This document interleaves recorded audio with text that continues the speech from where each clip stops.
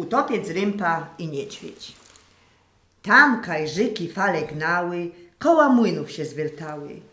Bulko woda pod kołami, idzie ludzi moc z mieszkami.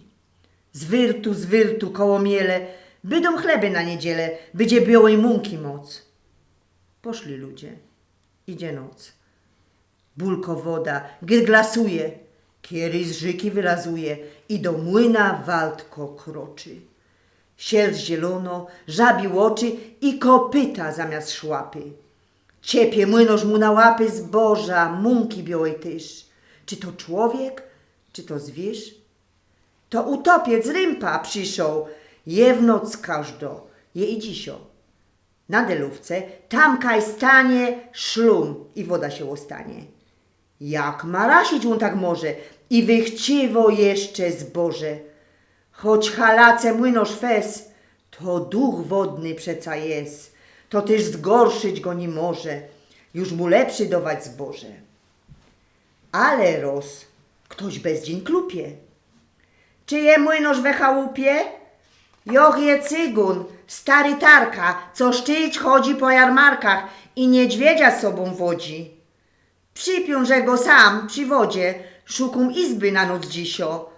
Tużech do was z prośbą przyszł i zapłaca wam młynarzu. Jutro punda z łaski Bożej. Dobre, pójdźcie mój cygunie, padł młynarz spać se dumie. No i rychtyk. Przyszł wieczór.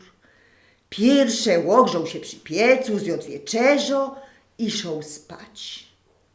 A tu rympa przyszł zaś. Włazi dudum, szlum się leje. Naroz?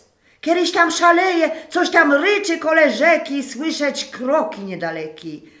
Chlasnął łapą z pazurami niedźwiedź rympy pod drzwiami i roztargał futro fez, bo ogromnie ściekły jest.